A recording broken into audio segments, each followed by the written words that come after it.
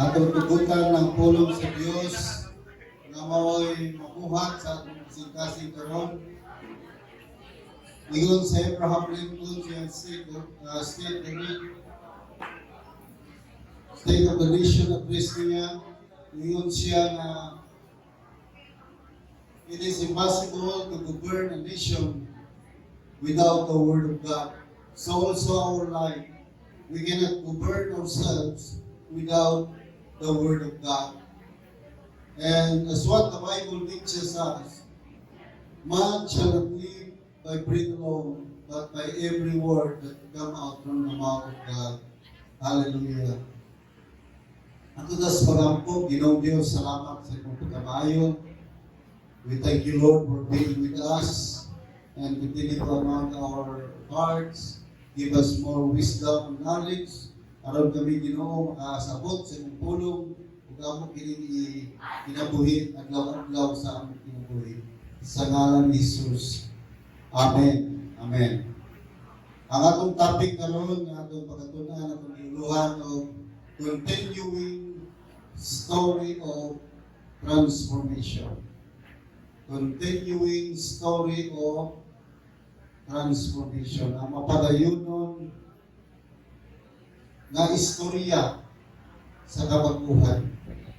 At ang foundation scripture diri sa Zephaniah chapter 3 verse 17 nagingon ang Ginoo diri sa Zephaniah chapter 3 verse 17 nagingon ang Ginoo na inyong Dios anaa uban kaninyo ang iyang gahom muhatag kaninyo kadaugan malipay kaninyo ang Ginoo ug diha sa iyang gugma hatagan kamubag kung kinabuhi. Moawit siya o malipayon tungod kaninyo. Ang Diyos magapanalangin sa atong tagsa-tagsa ng mga kinabuhi. Ang Ginoo nag-iingon na pinaagi sa gugma sa Diyos siya magahatag o kabakuhan sa atong kinabuhi. The ever-loving presence of God brings forth story of transformation in our life. Ang mahigugmaong presensya sa Ginoo nagadala kining istoryas kabaguhan sa atong kinabuhi. And it reveals to us the following truth. Nagapadayag kini kanato sa mga sumusunod ng mga kamatuoran. Sa mga kamatuoran. Number 1, the stories of salvation. Ang istorya sa kaluwasan. Namatod pa sa Romans chapter 5 verse 8, while we are still sinners, Christ died for us. Amen? Yun diya. But God showed His great love for us by sending Christ to die for us when we were still sinners. So sa ato pa, samtang kinabuhi pa ta diri sa kalibutan, gipakamatyan na ta ni Ginoong Hesus. And we are saved by grace through faith. Kadihang nakanawag kita sa kaluwasan sa Diyos. When we receive God's salvation, it brings joy in our heart and there is transformation in our life that will happen. Kadihang nakanawag kita sa kaluwasan, kita sa Diyos, nagdala ni kalipay sa itong kasing-kasing kung kadunay kabaguhan sa atong kinabuhi nga nahitabo. And this transformation is not the result of our own effort, but because of God's love. Kani, naglasing kabaguhan, nagawat nato, nasinatik nato, dili ni resulta sa itong kabalingong paningkamot, apan tungod ni sa gugma sa Dios. Tungod sa gugma sa Ginoo, na usap ang atong kinabuhi. Our way of thinking, the way we speak, the character of our heart, nangausap mga kaigsuunan. And according to a song, kumala sa sakata nito, because of love, people will change. Tungod sa gugma, ang mga tao na usap. Dilo, karon? Ha? Ito pag yun, because of love, life will be transformed. Ha? Tungod sa gugma sa Diyos, mga kaigsuunan, ang kinabuhi na bago. Tungod sa gugma sa Diyos. And if there is love in your heart, anger and hatred will vanish, mga kaigsuunan. If there is love in our heart, anger and hatred will vanish. Amen. Kung naigugma sa Diyos, diya, sa imong kasing-kasing within your heart, mga kaigsuunan, karang kalabot, o kasuko, mawala kita. Amen. Tungod sa gugma. Because of God's love. That's the nature of God's love. Mawala kinaiya sa gugma sa Ginoo. Nabisan tayong makasasala, when we are still sinners, Christ died for us. Amen. Si Jesus nagpakamatay na nato.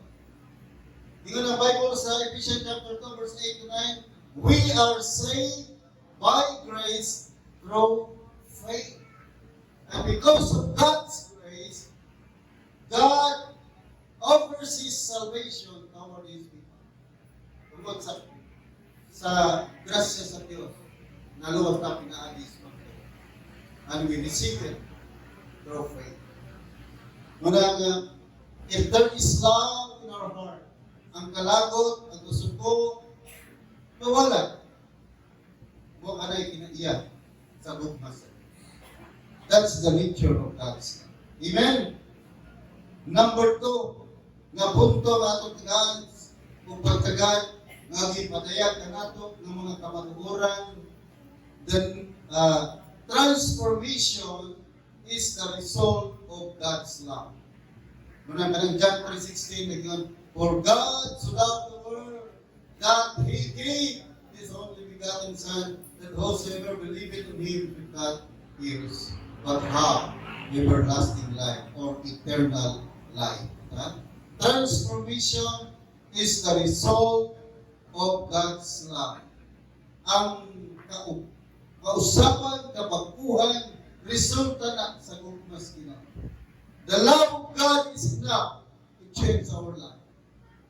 Ang gugmas sa Dios, paigo na kita, insakto kita, ng usap sa atong kinabuhi.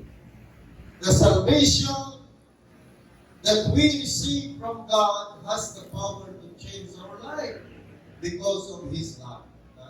Ang kaluwasan nga nadawat nato gikan sa Dios na igahom nga mousab sa atong kinabuhi tungod sa gugmas Dios.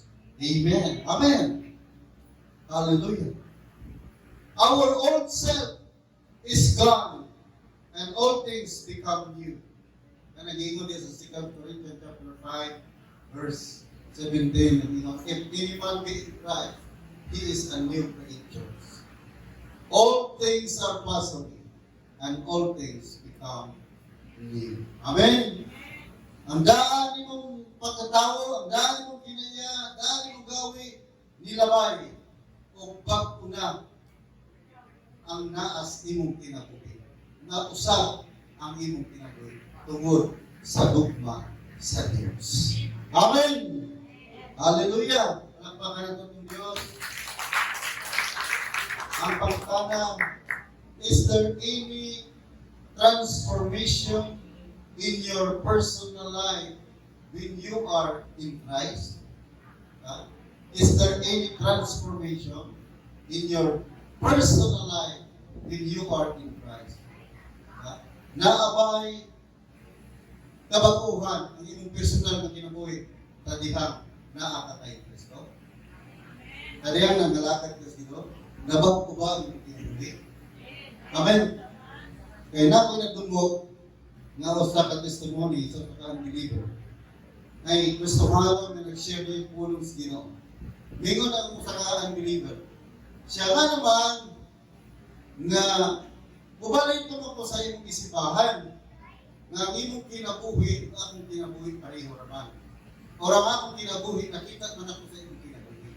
Sa ito pa, dili siya nahimong channel blessing sa iyang kinabuhi kay nag-alagad siya, nagsimba siya, pero wala usap ang daw sa iyang kinabuhi. Very bad story. Hindi ba? Tinoon ba? Oo. Tinoon na. Ha? Unang, ang pagkutala, is there any transformation in your personal life when you are in Christ, when you serve the Lord? Ha? Number 3, ikatulong ang punto ang atong hatagan ng pagtagay. The transformation of our lives brings glory to our God. Ang kausaban, ang kabaguhan sa inyong kinabuhi, maghatag ni himaya sa Diyos. Mag-glorify ang Ginoo, mahimaya ang Diyos, malipay ang Diyos. Ini ang Biblia na yun, and the joy of the Lord is our strength. Ang kalipay sa Diyos mo'y atong puso na sa dihap kung abot ang daan or kung abot ang takong problema sa iyong kinabuhi, imbis na malugmok ka, mahugmok ka, di ka matumba nga naman, kung kinalipay ang Diyos sa iyong kinabuhi, yung ikuha ang luya ng puso, o ipuli ang puso ni sa Diyos niya sa iyong kinabuhi, unang makabalot ka na maghimaya sa Diyos. Ganong daghang naghito, tungod kay luya nilang puso. Ganong luya ang puso, wala ang puso sa Diyos, wala mag-glorify ang Diyos sa ilang. Pero kung mahimaya ang Diyos sa imong kinabuhi, kuhaw niya ang luya ng puso, ipuli ang puso sa Diyos. Unang ang versikulo ng ingon, and the joy of the Lord is ours. Amen. Ang kalipay sa Diyos o imong puso. Murang sa tinuod at Kristohanon, dili mabuhat ang tao. Amen. Dili maghigot ang tao, dili maghubog ang tao naman na ikusog sa Diyos. Maka ma-overcome niya ang mga pagsulay ng ikot sa itin. Amen. Are you with me? Praise the Lord.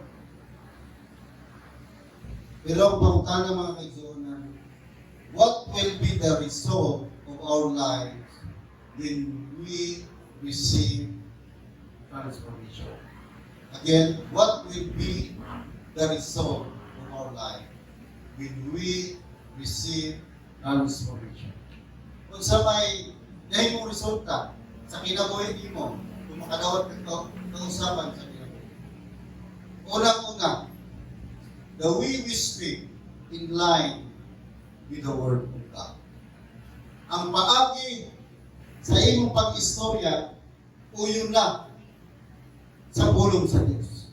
Sa ito pa, kung ang buhat sa mga baba, mga maayon ng butang, kay musol di man ka pulong na uyon sa pulong sa Ginoo. Amen. Kung sa ganit, the way we speak is in line with the Word of God. Ang paagi nga ikaw magasulti karon, uyon na sa pulong sa Ginoo. Wala resulta sa transformation ng mga tao ng Ginoo. Apa ng pagkakala? Ito karon, yung kinabuhi. Tayo mo mag-isulti kada ulang uyon sa pulong sa Diyos. Or, dahil mga butang na masulti niyo ng mga tayo. Matthew chapter 6, verse 11 to 12. Kung sa iyo niya, we are liable or accountable in the sight of God in every idle word that we speak. Kung sa ganit, manupagtas Ginoo sa matag walay pulos nga pulong nga bubuwa sa atong baka. So, pangutana na mga kaigsunan, sige tiniyang kungtag nga ni mataka, pila nakapulong ni buwa sa imong baka. Pila'y maayo. Pila po'y dili maayo. Para nataligong kita. Amen? At ipahinom dumantas Ginoo. Mga ba kita sa Ginoo sa walay pulos ng pulong nga akong niguwa sa itong baka. Siguro nalimot na ka. Pero ginalista na sa Ginoo.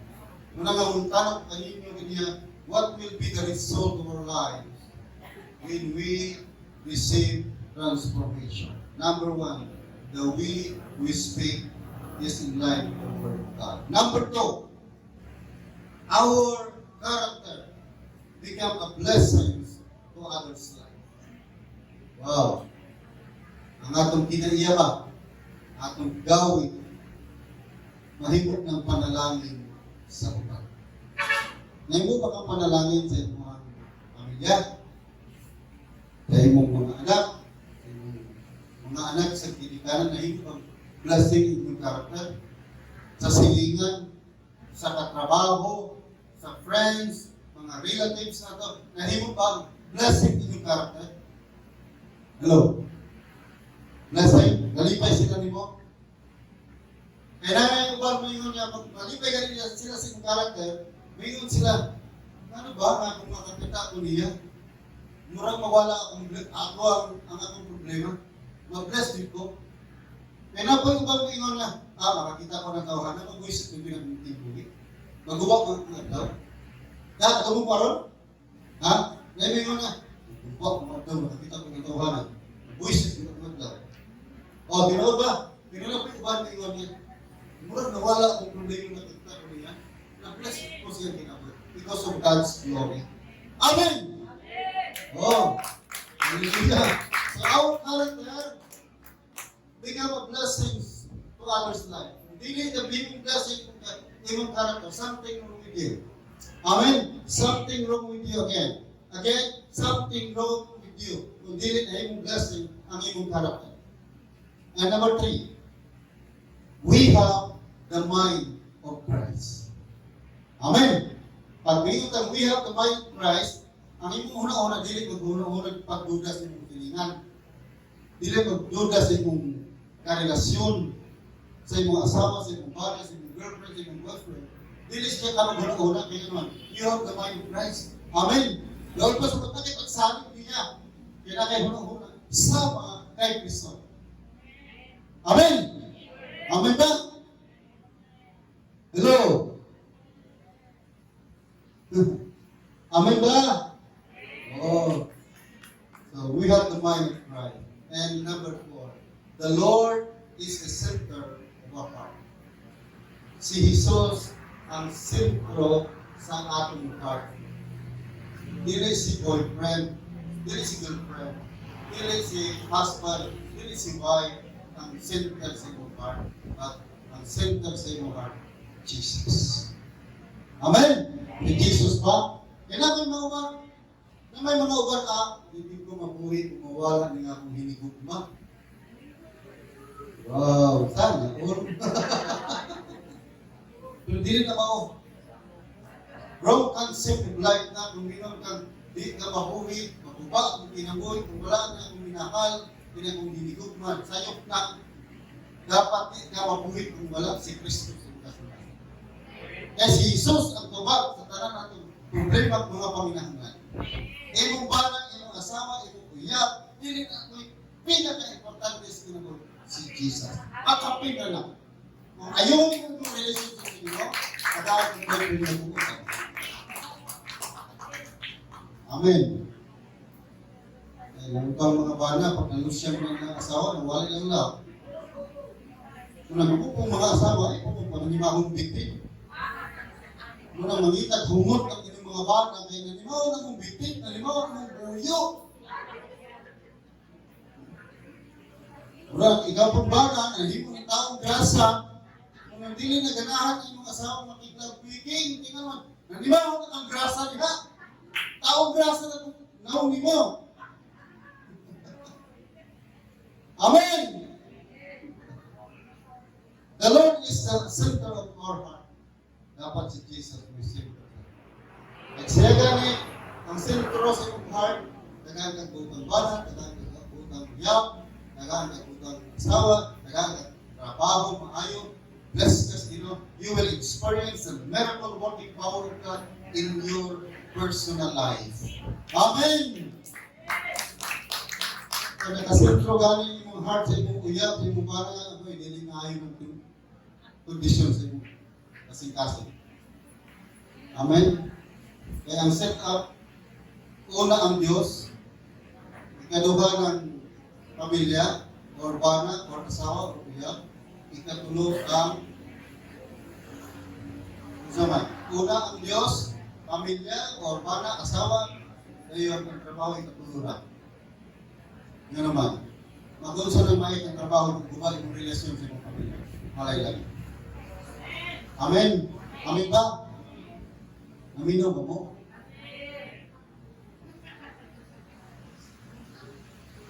So, as God's people, transformation is a daily walk so that we can influence others' life. Sa ganit, ingon ng mga tao tas Dios, tao tas Ginoo, anak tas Ginoo. Amen ba? Ang anak tas Ginoo, ang kabakuhan sa Ginoo, kada adlaw ni daily walk or lifestyle na kanang kabakuhan. Dili kay buotan na panahon og simba. Magabot sa gawas dili na daily walk kina or lifestyle na kabakuhan, kausapan sa kinabuhi. Lifestyle na sa mga genuine God's people. Amen. Dili kay kung musimba ta mo tayo. Magawas sa simba, lipat na ka.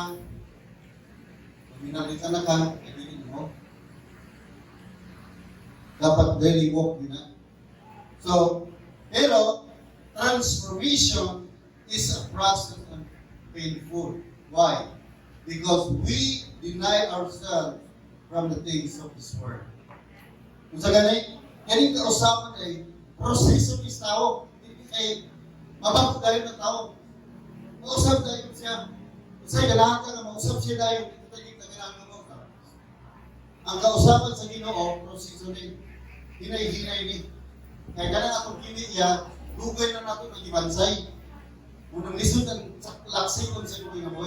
So, process na, proseso. Kadyang, imultas Ginoo, mabago ka. Ganang proseso og sakit. Ganang muna may sakit. Ganang na may itong painful. Tungod kay, dumilian ang atong mga galingon sa mga butang hindi kalintana. Kaya mga butang ini kalibutan na ano na yung against the will of the Lord. Hindi mga butang hindi kalintana. Kaya sa kalibutan, I'll give you an example. Sa kalibutan, kung kamusaran kami kung dahil yung mga sila, ipakapitana, ikihana. Pero sa Bible, love your enemy. Thankful. Kung tumilig ka sa trabaho sa kalibutan, sa kalibutan, ay papitan dahil, ikihan dahil, pero matagaw. Pero sa Diyos, love your enemy. Amen! It's a way, sa'yo na, higugmao mo ng imong kaaway. Matsaga ba? Kalamay, magaling gulumotol, umakitaan. Love na naman, di ba? Amen ba? Amen? Ano painful. Kailangan mong dumilita sa mga butang ini kalibutan. And why is it that transformation needs to happen to us? Nga naman na ang kausapan, kinahanglan hindi mahitabo sa itong kinabuhi. Nga naman yun. Because we live in Christ. Tungkol kayo na kinabuhi na kay Kristo. Dapat makita si Kristo sa itong kinabuhi. Galatians chapter 2 verse 20. Taking this Galatians chapter 2 verse 20. My old self has been crucified with Christ. It is no longer I who live, but Christ lives for me. Okay na, kailangan makita ng kabaguhan, kailangan mabagpog yung ta, kailangan mausap yung ta kay nagkinabuhit ta, diha kay Kristo. It means, Christ is the reason of our transformation. Si Kristo Jesus, mo'y rason sa imong kausapan. Dili ikaw, dili na imong bana may rason, dili na imong asawa, kundi si Jesus mo'y rason.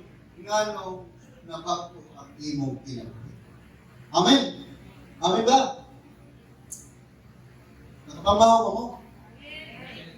I-limit yung response. Wala may excitement sa salon. So, without the Lord Jesus Christ, all aspects of our life are nothing in vanity. Kung wala si Jesus sa imong kinabuhi, talang aspito sa imong kinabuhi, mga ito, walay hinundan o kakawalan na. Life without God is not life. Ano naman, kalagbrakas man. Ang kinabuhi, walay Diyos. Dili na kinabuhi. Ano naman, kay kalagbrakas ang imong kinabuhi kung wala si Ginoong Jesus. Kaya siya may mubahig sa imong kinabuhi. Amen. How's your life today as born again Christian? Kumusta ba ang imong kinabuhi karon? Ingon nga born again Christian. Ingon nga born again dahil mo.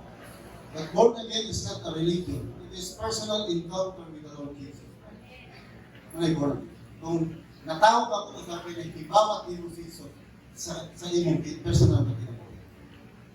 So, kumusta ba ang imong kinabuhi ingon nga born again Christian? Ang tawag na mga sabi tayo manili na born again mo, religion ng born again.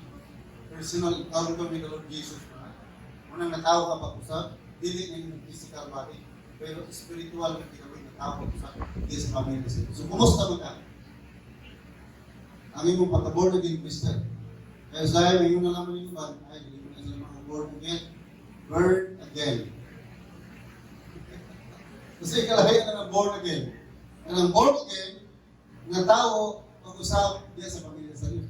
Unang nahimang anak sa Diyos. Nangaban mo mga ID ng mga born again na sila, nangasudog pag-usap.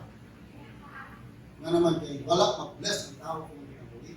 Wala makita si Jesus sa ilang kinabuhi. Sila yung nakita, kayo na naman ang ilang kinabuhi, o yung nakita sa ilang kinabuhi. Dili ang himaya sa Diyos sa ilang kinabuhi. Amen! Amen! Tanawa ng mga escriba para sa iyo. Nasapan nila ito sa kababayang prostitute. Hingo tayo ng mga escriba para sa iyo. Magtutudlo. Sumala sa ito, malawag ka ng babae o isang tao, masaktan o manabaw, ang silot niya na batuon karong mamatay. Ito ka ng death penalty na nag-reply ko sa akin. Isa ko ni Jesus, okay. Sa tungulay sa lakay. Ang una, bato. Nabay nagbato? Wala. Ingon sa Jesus. Nabay ni bato ni mo? Ingon ang papay. Wala. Ikaw ba ito? Si Jesus. Dato ba? Kung may visit sa Ginoo. Wala tayo katamon ng mga tao. Isa ko sa pag-klaseng kinubuhin niya. Kaya katamon ka mo tambak. Yung wala kay katamon mo condemn niya. Amen. Huwag kay katamon mo reject niya. Ang Diyos rin yung project niya. Wala galit at i-reject sa Ginoo. Huwag galit patuwa sa Jesus kung babae prophet. Makasasala. Ikaw pa ka.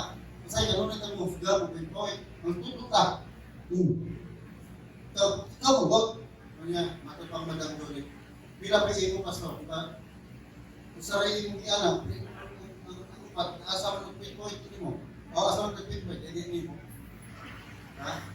Manalingin si Jesus ayaw. Kuha ko rin sa iyong silingan. Kuwasan ng trusok sa iyong mata. Kato pa mas takot, hindi mo kapakyasan sa upan. So how's your life as born again Christian? Is your life become a channel of blessing to others' life? Ang imo mong kinabuhi na imo panalangin, saan tayo sa panalangin? Channel of blessing na ito sa mga kinabuhi. Na imo ba pang blessing sa trabaho mo, sa silingan mo, sa classmate mo, sa ginikanan mo, blessing ba in life? Amen? Blessing ba? Ngayon magani ko sa pagaling mo na ko, nagkaroon na piso. Sister Andy ba? Blessing kayo si, blessed kayo si Sister Andy. Ngayon, magitagaan siya anak ng utang. Unang birthday ko siya dito. Akalami, Nundot kayo. Kamong mga anak, dapat i-bless nyo yung ginikanan. Amen? Kaya, atong pasos na talig kung mahal mo ang isang tao, ipadama mo na habang buhay pa sila. Amen ba? Palagan mo isang tao, pagkagan ka ba? Kaya patay na din ka. Atong pasos na pagkatagalong, maaari ng kaganda mo, patay na ang kabayo. Kaya may mo sa simbahan ito, dire nga, patay na po. Kaya, makumang ko din, kung siya, distant supervisor sa ang sa principal, pero namatay sa kurang. Pag namatay, nagbuwa na mayro, nagong bawat, nagong tao. Kaya saan mo na, patay na ilang ante. Sa iyo na lang, karakter sa mga Pilipino. Saan mo na, hilat-hilat ka. Hindi rin nakatulog. Amin ba? Dapat karon buhay pa sila, among mga anak, ipatagan ka na ninyo, nga palangga ninyo yung inahan. Dili panahon pas Mother's Day. Ako pa sa sako magwawali. Ng Tagalog preacher, Tagalog pastor, siya. Kahit ano bang mararating niyo mga anak, kahit yung mayaman pa kayo, naging successful kayo, kung hindi nyo kinakalinga ang mga magulang nyo, wala pa rin kayong wintang anak. Totoo? Tama? Mali? Ako sa taga-isa? True or false? You know ba? Isa ko sa pagkamaldita na yung inahan, ilabin mo yung inahan. Amen? Sabi mo niya, ganun daw asawa, kainisan, yung inahan dilit sa iyo. Ang asawa o sara, hindi na pwede ilisan. Lain-lain ka ba, babay ng kabit na. Pinood mo na ka ng inahan, hindi ka ilisan. Saragin mo na lang. Amen. Pagkabuktot sila kinagawa mo. Amen? Amen?